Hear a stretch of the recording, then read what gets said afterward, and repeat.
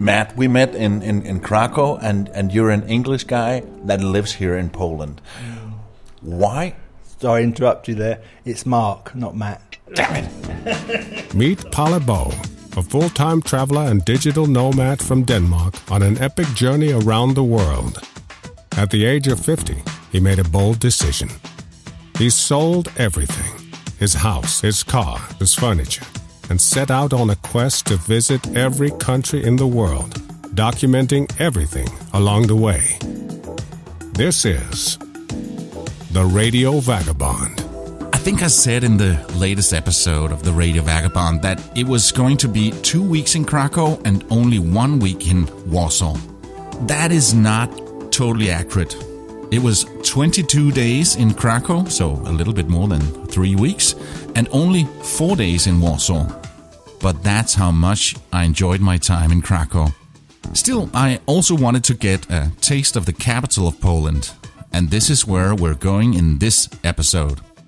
I'm going to meet an Englishman that have lived here for many years. I'm interested in hearing how and why he chose to live in Warsaw and hear about the city and the country with Western European eyes. I'm also going to the hospital because I discovered that my blood pressure was through the roof. Still in Krakow, I'm heading to the airport named after Pope John Paul II, chatting with the Uber driver. So how do you say your name? Michael? Michael, really? Michał. Ah, okay. So you're Polish. What is the best part about living here in Krakow? I think so. Kraków is cheaper. Yeah. And I think so. Here live good people. I think so. Friendly people. But I'm going to Warsaw. How is it different than Warsaw? I think so. Here are very conservative people, and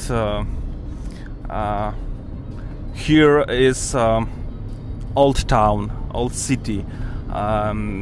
This is history, you know. Yeah. History, but Kraków was first Polish capital. Yes. Warsaw is in future, but you know, I think so. Many people from Europe like better Kraków than Warsaw, and in general, Kraków is the best. Yeah. And you're not born and raised right here in Krakow, but you're close. I was born 30 kilometers from here, a small city, Proszowice, and many people from Kraków was born not here. You know, here is many people from Ukraine, from Africa, from Asia, and Kraków is a little modern and a little conservative, and I think so is everything is for me and for many my friends for many people good. Yeah. Sorry for my English, but Oh, that's perfect. not perfect. No, it's very good. Yeah, but does Poland have any challenges right now as a country? Is there something that could be improved? I think so. I think so that many people from East Europe come here. Yeah, now you're a Polish Uber driver, but I've been driving with a lot of Ukrainian Uber drivers. I know that a lot of them come here to get a better life. Yeah. Many people from Ukraine work to Uber, work to Poland, work to Kraków, and I think so. Many people from Ukraine come to Kraków, and next come to Warsaw. You know, Kraków and Warsaw and Western Europe. Yeah. Maybe Germany, maybe Denmark, maybe England. but now we have a Brexit, and it will be difficult. I think so. Yeah. Difficult for people from Ukraine, from Russia, from Belarus. Thank you so much. Proszę Państwa, dzień dobry, witam serdecznie na pokładzie naszego samolotu dzisiejszym, już popołudniowym rejsie do Warszawy. Proszę Państwa, nasz rejs potrwa dzisiaj 35 minut. And then it was off to Warsaw. It's actually not that far, only around 300 kilometers, and I would be able to do that in a bus overland. But LOT Polish Airlines had a cheap domestic flight at only 100 euros, so I decided to do that and save a bit of time. I landed at 1 p.m. and headed straight to the center of the city, and then I didn't know where I was going. I've arrived to Warsaw now. It's a short Uber ride from the airport to downtown where I am. I'm very close to the old town of old part of Warsaw. I don't know how old it is, since everything was basically leveled during the war.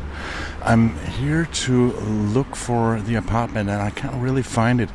The address says 321, and I'm here at 311, but it's not obvious exactly where to go. My host should be here any minute, and I sent him a message on where I am, but it's not that obvious.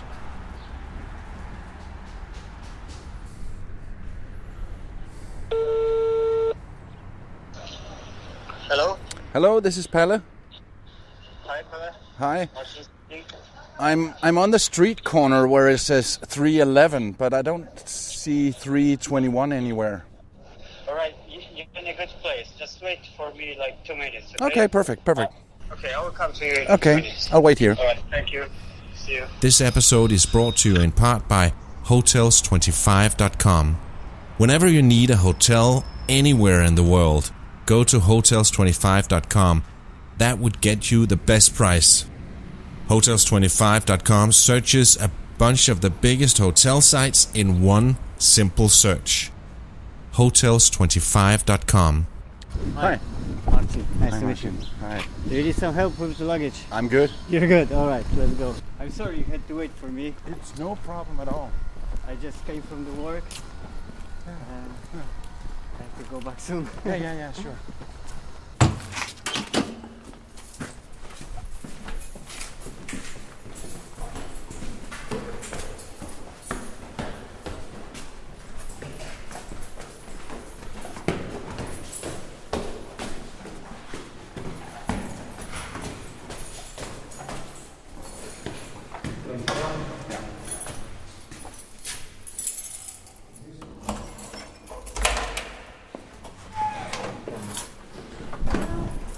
This is the room. Do you have a kitchen here? You can follow Palabo on his Facebook page.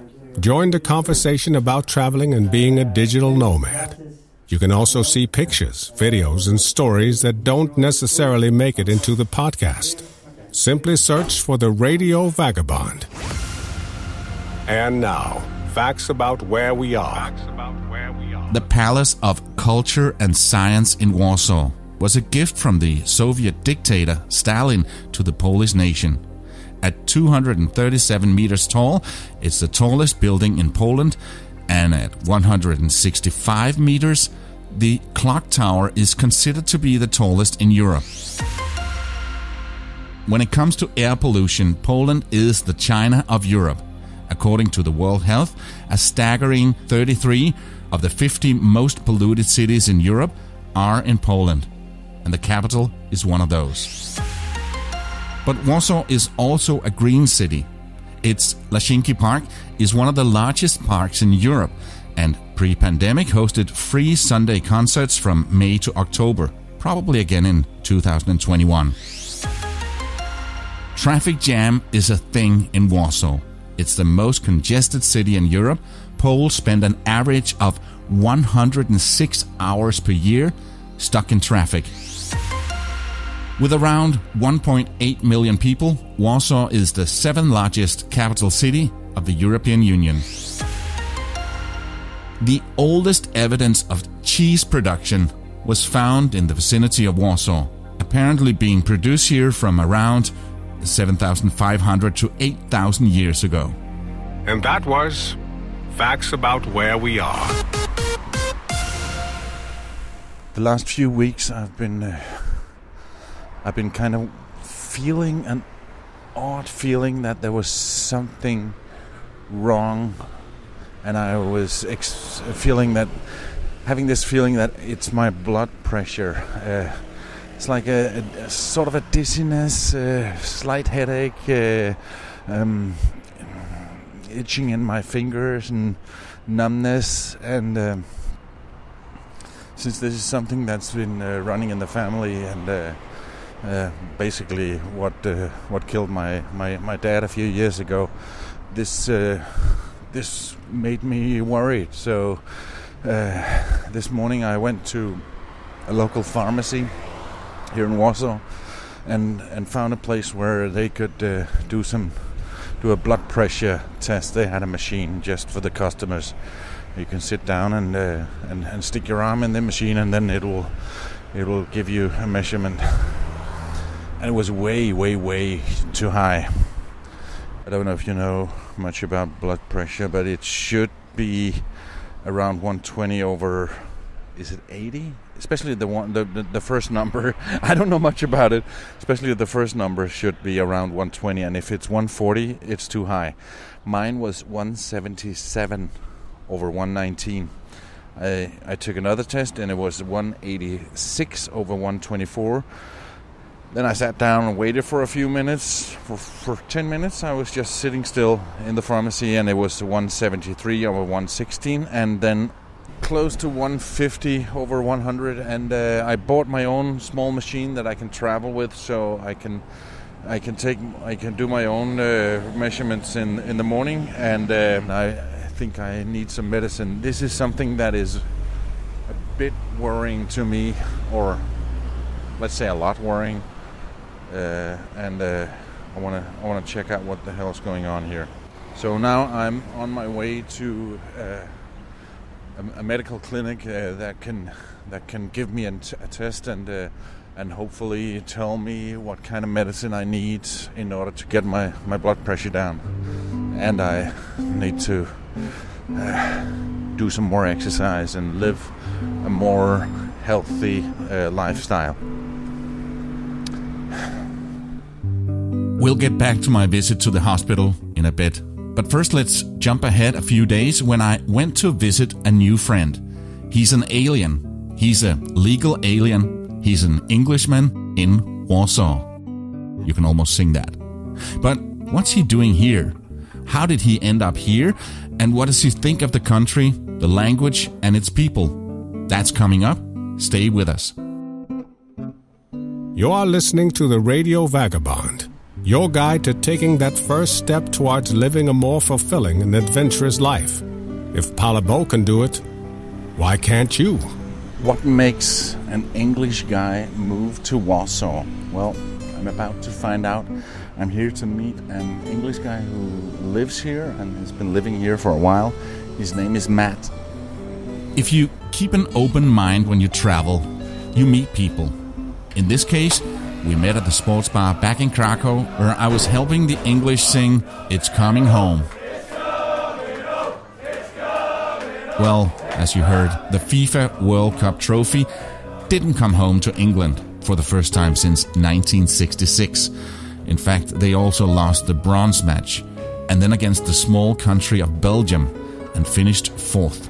The English were very disappointed. But still, they did a lot better than they had in a long time. Matt was in Kraków to hang out with some friends from England who took the trip there to have a break, watch football, and have some pints. Hi. How are you, my good man? Fine, a little bit tired, but fine, thank you. And yourself? Good. In the sports bar, we started talking, and when I heard that he was from Warsaw, I basically invited myself to visit him. What would you like to drink? What are you drinking? I haven't decided what I'm drinking. I've got a cold beer in the fridge if you want one. I punched his number into my phone and wrote the name Matt. You see, I'm very good with names. So, Matt, we met in Krakow, and you're an English guy that lives here in Poland. Why? Sorry to interrupt you there. It's Mark, not Matt. Let me do that again. Sorry, listen. Damn it. So, Peter. That was a bit embarrassing. Not the best way to start an interview. So let me just shake that off and take you back to my health check as I'm about to walk into the hospital.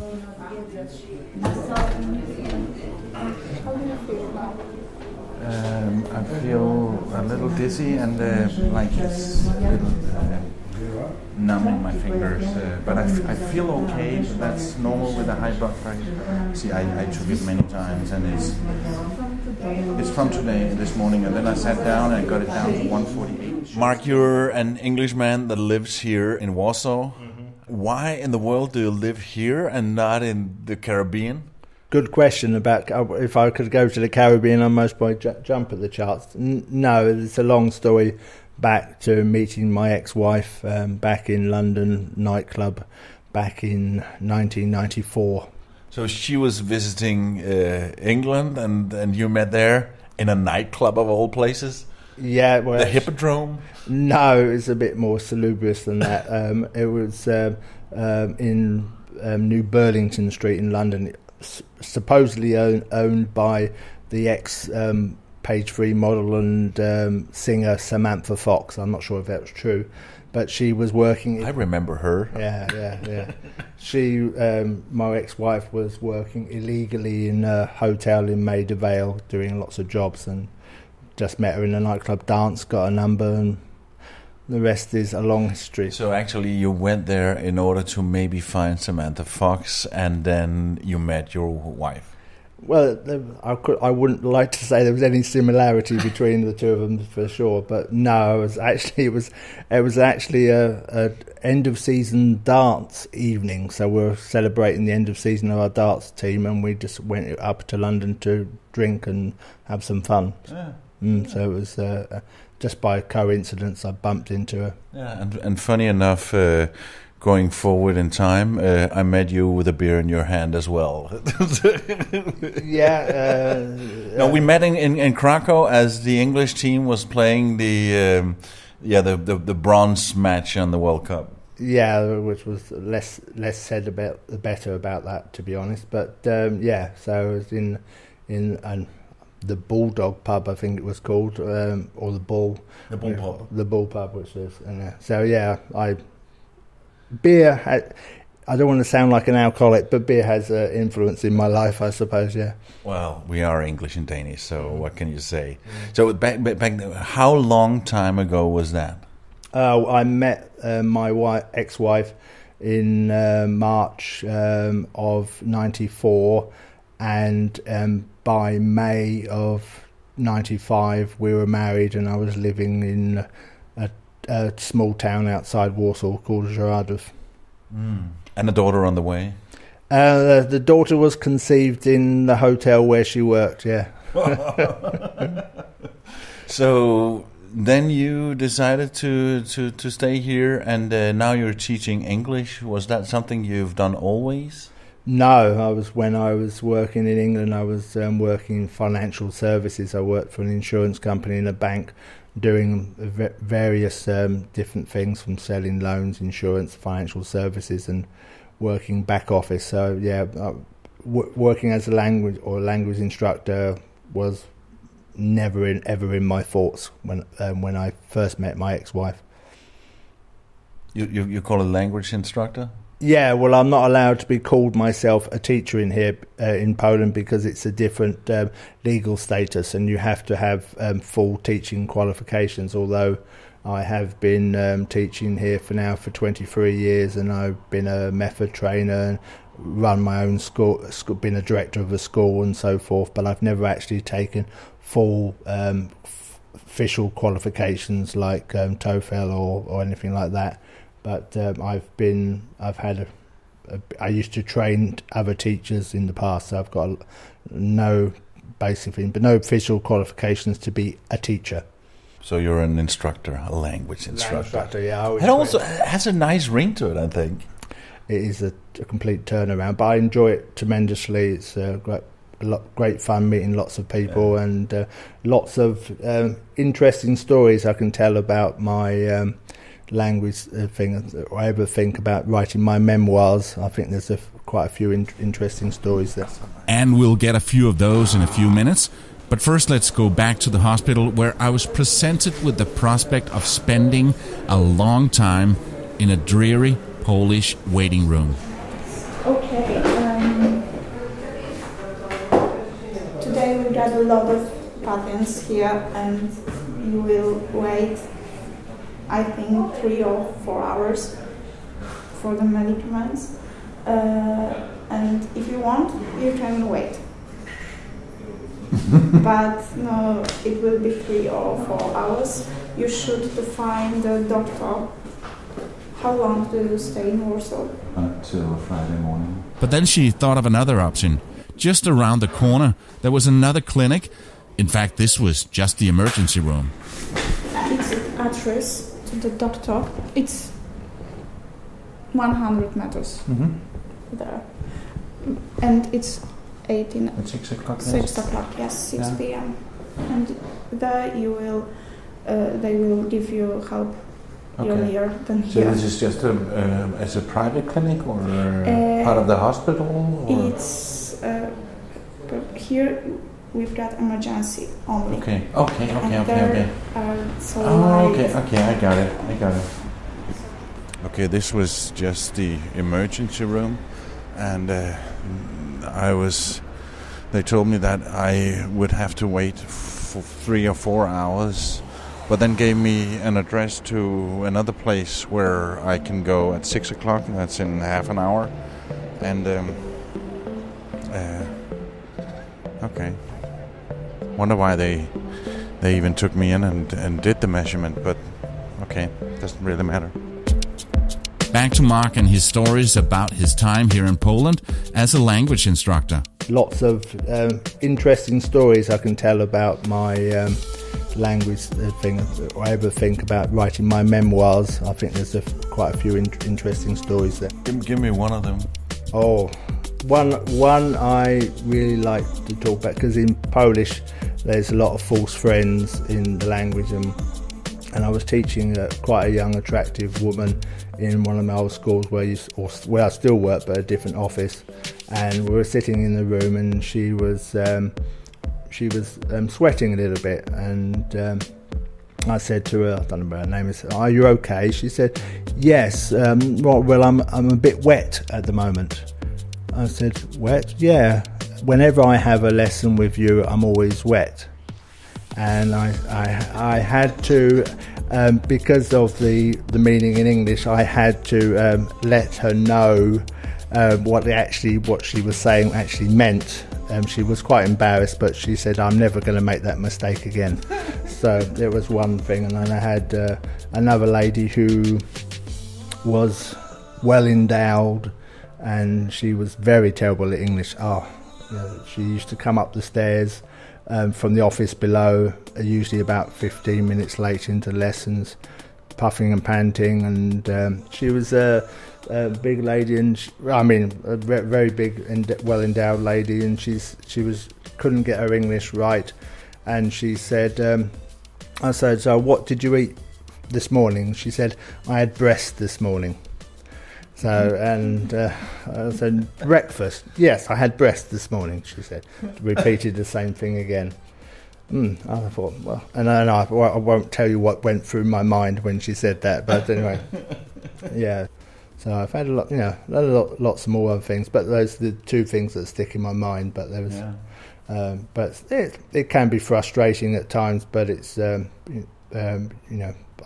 learnt a great deal about myself, about patience and handling different situations, not overreacting and trying to read people. So it has helped me to read people a lot more than I used to.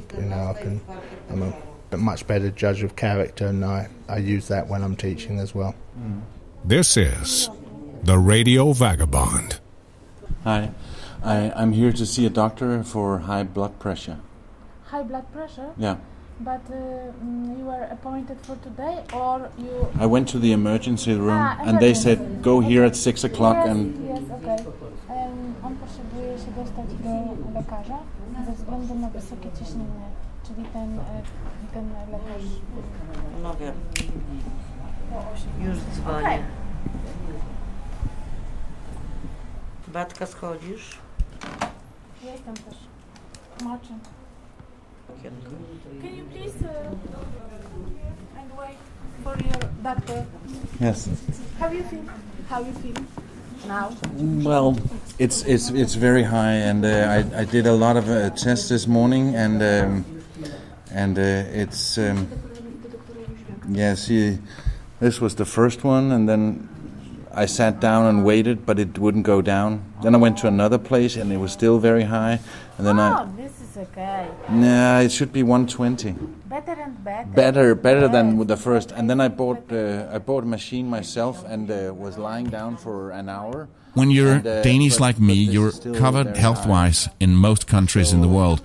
But I'm not a resident there anymore, so I've taken out a private insurance that takes care of me anywhere, also here in Poland. Some insurance? Maybe you have some insurance? I have this. But they said that maybe I should just pay for it myself. I spoke to the insurance company and maybe I should just pay, and then I will get them to refund me. Okay. Czyli już jest płatna i zwracają tylko panu za ten. No to wizyta jest o 20 zł. 20? 120. Okay, it will be 120 zloty. So we can pay now and we can give you a receipt. Kserować panu jeszcze później historię choroby. Proszę powiedzieć, żeby pan z powrotem z historią choroby, którą ja sobie druknę, wrócił. Okay? But how is your Polish? I think I told you the story when we were in Kraków, that when people, unfortunately, as you might hear, my English accent is from north of London, so it's very London accent, and it doesn't go very well for the Polish language because the Polish language has completely different sounds which I can't replicate very well. And then when I speak Polish, people often say, "Oh, your Polish is very, very good. Oh, how you speak with, get the words correctly, etc." And I say, "Thank you very much." And then Dziękuję. Dziękuję, yeah. Look, I still can't get some of the sounds terrible. It's even now I can't say. Well, I now live in Świerszcza 2, which when I first came to Poland and I ordered a taxi, the taxi companies had no idea where I was living.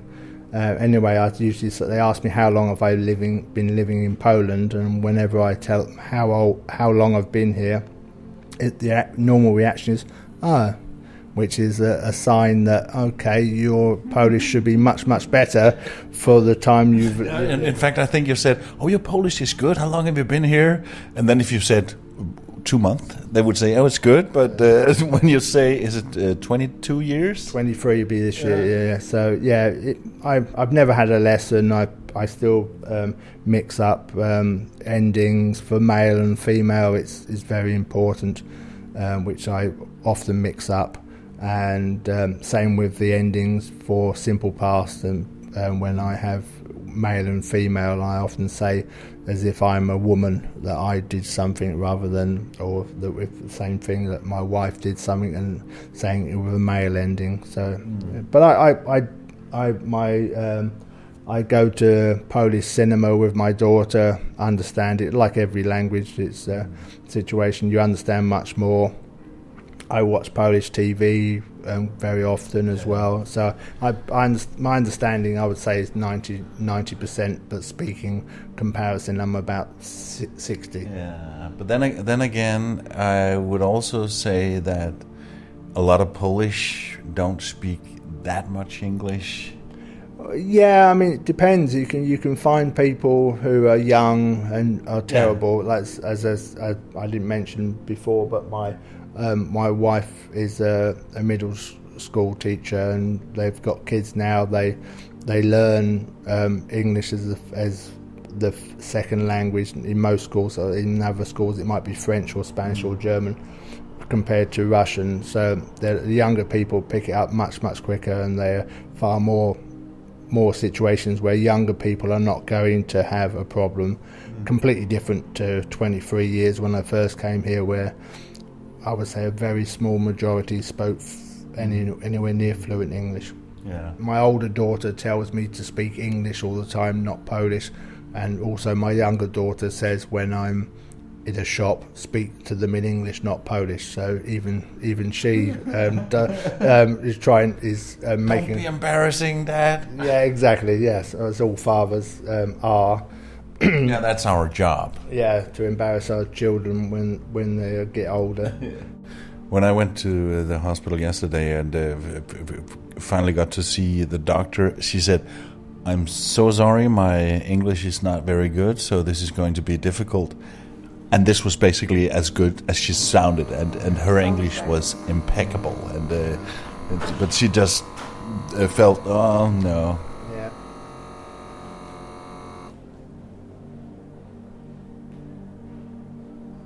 It's not so bad. I hear that it should be more like 120. And if it's I don't think so. In your age, it won't be 120. Okay. But it's like. I didn't know that had anything to do with age. You should take medication for hypertension, but it's not like now it's something happened and you just have to. So I'm not gonna die tomorrow. I don't know that. Sorry. For now, it's okay. It's like you're safe. It's nothing special. It's high, but it's not like it's very high, you know. Okay. So what she's saying is my blood pressure is high, but still not so high that she would prescribe any medication to me right now. Instead, she gave me homework. Measure yourself 3 times a day for 3 weeks, and then go see another doctor if it's still high and get their opinion on it. And with my new little machine, that was something I could definitely do. And then I would even get to make a nice Excel spreadsheet of the results. I love doing that. I know, bit nerdy. So stay subscribed to hear what happens in a later episode.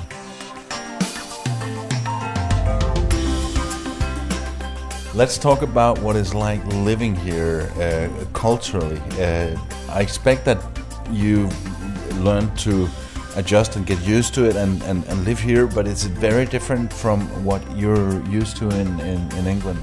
Well, there's a lot of stereotypes which are, stereotypes are based on fact. But are some of them true? Let's just take some of them and if you want to, I mean, if we take the political situation here in Poland with the Law and Order Party, which is called PiS, they're very, very nationalist. It's very much like the feeling during the Brexit situation about immigrants. When I first came to Poland, I worked with some African teachers from Kenya and Nigeria, and a young lady I used to work with for many years. She once was walking home on an October evening and got hit and run car accident, and someone found the registration number. They tracked her down, and in court, the driver as a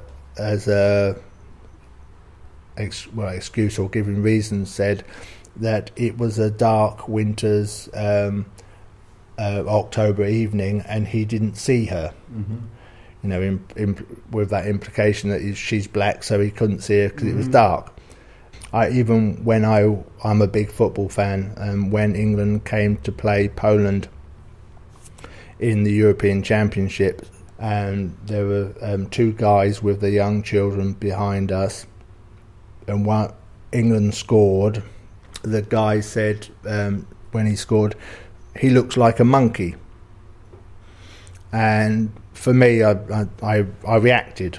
I turned around and said to him in Polish, "How can you say that? You know, that's racist. How can you make a comment like that?" And the guy said, "Well, he does." saying because he looks like a monkey, therefore it's nothing wrong to say so. And I said to him, what kind of image is he showing to his son? Even if he may think that he shouldn't be saying that, because his son is hearing these comments, and then he's going to be possibly repeating the same comments because he thinks it's okay. For us, it's so obvious that it's racist, but for him, it may be just no. I think he does. Yeah, you can't be 100%. But I'm sensitive about it, but it's still a situation. Even if you think it's maybe you are living in the 21st century, and you have the internet, you have all the news media that. Again, you can say it's overly politically correct, etc., but it's out there. Yeah. So you have, if you have any intelligence, you are actually thinking about what you say before you say it, rather than it automatically come out because it's normal.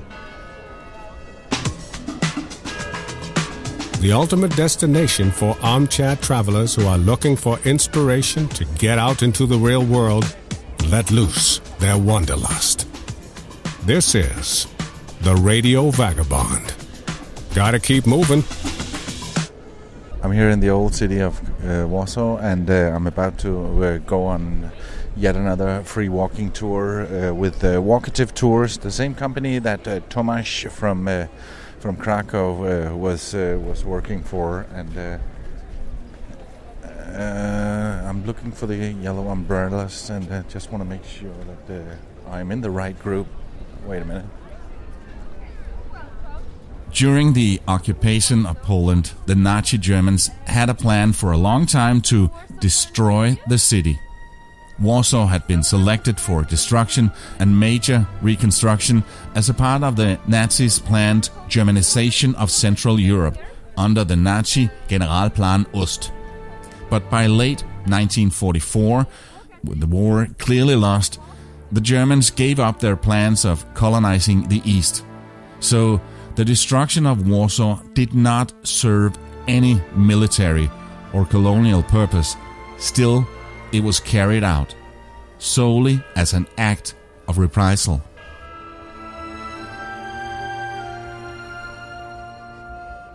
(80% to 90% of Warsaw's buildings were destroyed, including a vast majority of museums, art galleries, theaters, churches, parks, and historical buildings such as castles and palaces. They deliberately demolished, burned, and stole an immense part of Warsaw's cultural heritage. After the war, extensive work was put into rebuilding the city according to pre-war plans and historical documents. And Warsaw Old Town, where I am right now on yet another walking tour, was rebuilt based on paintings from the 17th and 18th century. It's now protected under UNESCO and is a perfect example of restoration of cultural heritage. Family is very important. That's always been something I would say positive about Poland. The importance of family and family commitments. The older generation are not just thrown away into an old people's home or not taken care of. The family always looks after the older generation. Mm-hmm. So there's always been that. I felt that when I first arrived, the sense of family and community was always a thing I think is quite strong. Mm. But even where my mother-in-law lives, there still is the small town mentality sometimes, unfortunately, and it's still there. Even here in the capital. Yeah, I mean, you get parts of the uneducated. I think it's really when they're uneducated people who still believe in the ways that they did maybe 40 or 30 years ago, and the older people who brought up saw communism have found it sometimes very difficult to adapt to the new society, new way of life, for example. Yeah.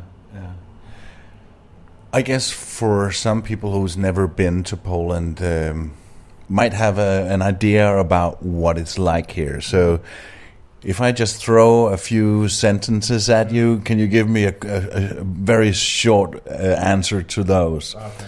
The food is very fat, and it's all cabbage and pork. No, it's not. The understanding of healthy lifestyles, cooking programs that are on TV says that, but there's still the normal Sunday peasant food. As we're in Kraków, there's restaurants called Warsaw, which is peasant food. There is still. I enjoy it myself. I enjoy golonka, which is meat wrapped in cabbage, and pierogi. They're stable foods, which are very nice. I think there's nothing wrong with them. Some might also think that it's very unmodern and uncivilized compared to the Western world. No, that's again complete misdemeanor. There's been so much investment and development due to that since they joined the European Union. There's international businesses from every part of the world. Warsaw again, and the big capital cities, big cities. There are cosmopolitan feel. You've got all the different restaurants. You've got all different people from America, and especially in Warsaw and Kraków, people of so many different nationalities. Although one of the friends I was down in Kraków sort of said we didn't seem to notice the African American or the ethnic community there, where in Warsaw there is. You see people from different races and creeds on the street all the time. So I think that maybe is the situation. No, but everything, they have modern conveniences and everything, hotels, restaurants, and they put on a very good show for the European Championships with the Ukraine as well. So it's you don't have to worry about plumbing not working or anything like that. I went to a mall yesterday and went to the movie theater. It was state-of-the-art modern. It was very, very up to level with what I'm used to in any capital city around the world. Yeah. Well, I actually, when I'm back in England, I actually prefer the multiplexes here because the quality of screen and the seats are very, I say, outdated or a bit run down, so that everything here is, the cleanliness of the streets is another thing. When I return back to England and I see the rubbish everywhere, and everything's spotless in Warsaw, I think generally you don't see rubbish laying on the ground. Even where I'm living here, it's very, very clean, although we do have an off license in the park here where a few people like to have their drinks and fall asleep on the benches. But yeah, everything's modern. You couldn't say it's backward in any way with in any shape or form. And you've got all the top brands, and you can buy all the luxury brands, Mercedes, Ferrari, and all that sort of stuff are here as well for the more upperly mobile society in Poland. The last one, a lot of the men here in Poland, they have a big mustache. No, that when I first came to Poland, I was really hoping that you'd say, "Oh, that one's true." No, there are, they're very modern. I remember when I first came to Poland, when I was coming to Poland, the only person I knew about was Lech Wałęsa and his mustache. No, the young people are very trendy. They're very up on fashion, and you don't get. There's a lot of hipsters. There's more likely to find hipsters here than people with the old sort of communist mustaches. No, that there are still people around. Everybody, but no, it's not. Definitely not. I mean, the young people, and one thing everybody says: the Polish women, beautiful. And elegant and very, very attractive. So that can make up for many things. Yeah. And I'm very, very, very happy here. I miss especially my mother back in England, and the second biggest love of my life, which is my football team. So I miss going to watching those matches. Which team is that? That's West Ham United from the East End of London. Yeah, that's my team. I miss going and watch. I've got satellite TV, which has the Premiership on, so I'm fully clued up on what's going on. But I do miss going to the stadium and the atmosphere from there. I got one final question for Mark in a minute. Will he stay in Poland forever, or go back to East London and his beloved West Ham United as he gets older? But first, a few important things. If you enjoy this podcast, please tell a friend. That's the best way. Some people say that it's really the only way to spread the word about a podcast. So please tell a friend. I'd also like to hear from you, so please send me an email on listener@theradiovagabond.com or record a voice message by clicking on the banner Talk to Me on theradiovagabond.com. Tell me where you are and what you're doing while you're listening.